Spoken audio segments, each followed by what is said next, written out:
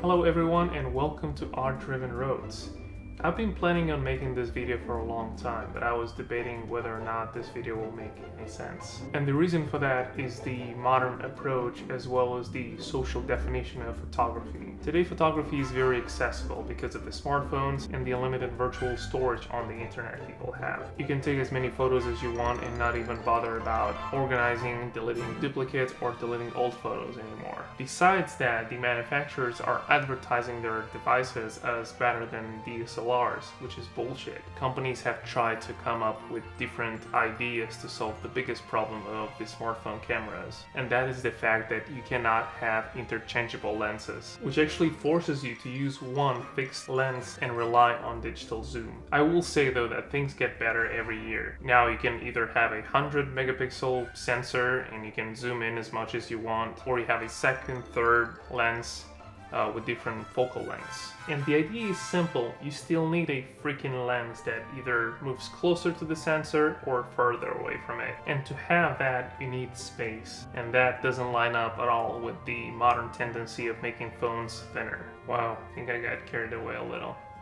Anyway, despite all that, I came to realize that true photography is still alive and that it's not going anywhere. Even though today's cameras have all sorts of intelligent modes and processors, there's still some basic science and concepts behind taking an image. Now, who the heck am I to talk about photography? I take photography as a hobby. Although I've been a photographer for about 6 years now, I never really sought attention and recognition for my work. I'm posting my images on Instagram from time to time, and that's just to keep them organized and have easy access to them whenever I need to. I know that still doesn't explain you why you should trust my words. If that makes you feel better, 4 years ago I went to a photography school and learned studio lighting. I even have a certificate I used to wipe my ass. Realistically, that taught me how to create a light setup in any condition using basic stuff you can find around house, plus a few affordable light sources. I also worked as a photo editor for a website for a few years. I always enjoyed photography as a form of art with a personal meaning in the first place and a possible source of income in the second place. Now let's talk about the main subject of this video, car photography. Finally, most of the rules I will be talking about in this video apply to any type of photography, whether you take pictures on your phone or a proper camera. I know I've said that camera phones suck and so on, but the point is that a phone camera can actually take a photo similar to a DSLR. The difference is the range. A phone camera has a smaller or narrower range of work. You need almost perfect light conditions and the best composition to make it look like it's taken from a DSLR. And it's actually not that hard once you know what to look for. Anyway, whenever you think about car photography, think about the magazine lid or the Larry Chan's photos and try to understand what do they have in common. You guessed it, proportions and angle. A car is all about lines and the presence it creates on the road. If you shoot with a wide angle too close, you start getting distortions, and at some point it may look funny and even artistic, but it can also play against you. Longer focal lengths are not always ideal either, because they can cramp and flatten the car so it's gonna look like a toy. But let's take it step by step. Number 1, even if you don't know anything about composition and framing, there's a simple trick you must follow, and that is to always have your grid turned on. Use a standard 3x3 grid to make sure your subject is framed correctly. And framing correctly means avoiding placing your subject or point of visual reference in the middle of the frame. You must place your subject in one of the 4 points. Now, there are many instances when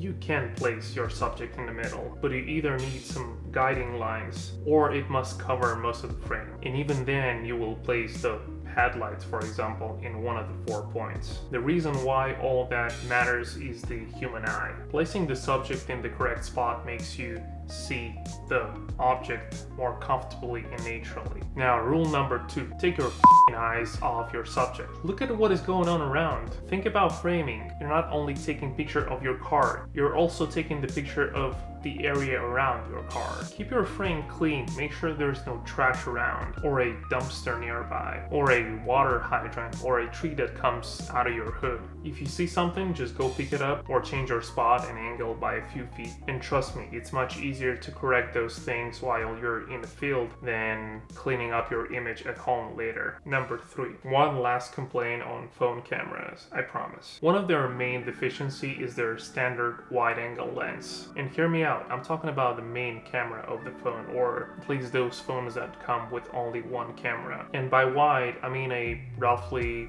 35mm equivalent to a full frame sensor. And it's a focal length that works fine for portraits and landscape, that's why it's standard. But I bring this up because it's a little bit too wide for car photography. Keep in mind that the wider your frame is, the more you have to think about what's going into it. Plus, you have to deal with distortion, which I've talked about earlier. And here's an example. You can compare the photos taken on my phone and on my DSLR side by side in the same conditions. And again, as you can see, in similar light and composition conditions, you can get really nice photos on the phone as well. Let's talk about some technical stuff. Number 4, shoot from tripod. Preferably buy one with a ball head. It's just much easier to adjust and level up. The tripod actually helps you think a little bit longer about your composition and angle. And after all, you really want to take the maximum out of your camera ISO range and get a really nice, clean, sharp image, especially if you're on a budget. Another thing is when shooting during sunset or sunrise, you can shoot up to the point where the sun is almost completely down to get that soft and deep contrast you get on long exposures. Number 5, the golden hour and daylight.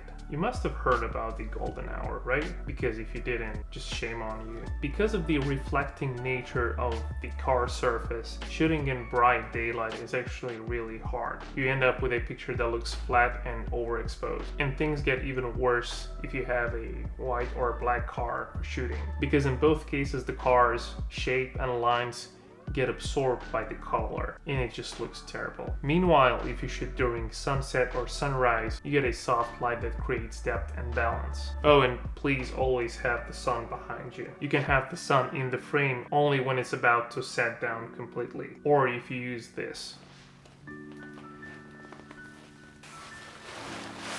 Now, this is a light diffuser or reflector, which helps redirect the light wherever you need it to go.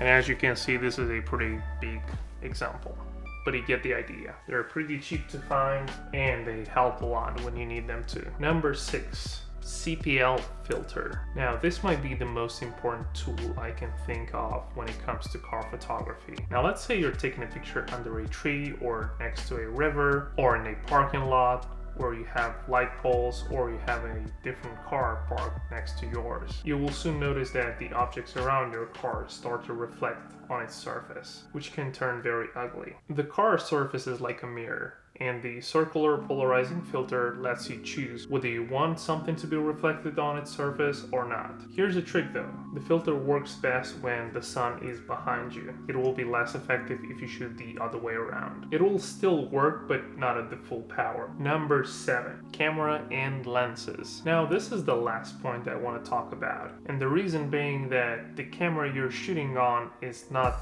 all that important. I want you to remember one thing. You can apply the same analogy I used earlier to compare a phone camera with a DSLR. An entry-level camera can do the same thing a pro camera can do, again, in a narrower range. For example, an entry-level camera can have ISO between 100 and 12,000.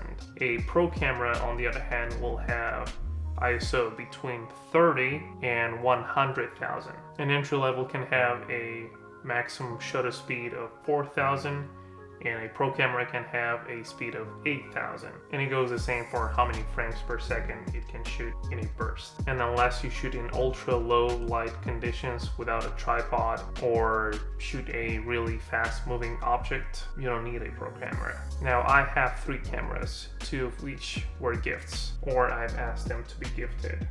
Anyway, my main camera is a Canon T5i with an APS-C sensor. I also have a Canon Elan, which is a film camera that works with all of my other Canon lenses. And I also have a 60-year-old Minolta SRT 101 camera. It also broke on me 2 years ago. I was still able though to shoot a few rolls of film before it died. And I must say that film photography is one of the most rewarding things I've ever done. Let me know if you want to learn more about film cameras and I'll make a video about that. As far as settings I use, I mainly shoot in aperture priority mode and manually adjust the ISO. This way I can adjust the rest of the settings later in post-production. And the last but not least, the lenses. And here's the thing, the lenses are far more important than the camera because each lens has its own character and specification. The main lens I use is a 16 to 35mm f4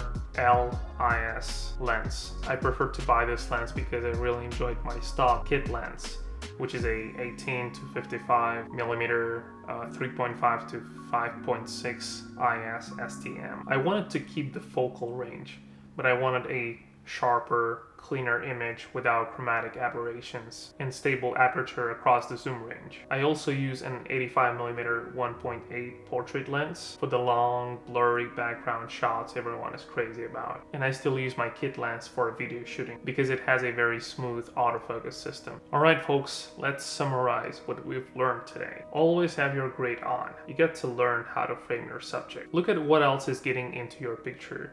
You don't want a dog pooping in the background. Don't take close-up pictures of your car on the phone. Step back so your car is 1/5 of a frame. Take your time and shoot from tripod to get a clean image. Wait for the right light and don't shoot in direct sunlight. Otherwise your DSLR photos will look like they're taken on a phone. Always use a CPL filter if you want your photos to be taken seriously. Entry-level cameras are good for most situations as long as you have a good lens. But if you have the budget, by no means use a more expensive gear. That will give you even more room to grow. And that's all for today. Stay tuned for next video where I'm gonna show you how to edit photos like a pro. Also, don't forget to subscribe, like, and comment this video to appreciate all the work that went into it. I'll see you next time. Samurai sword on my back.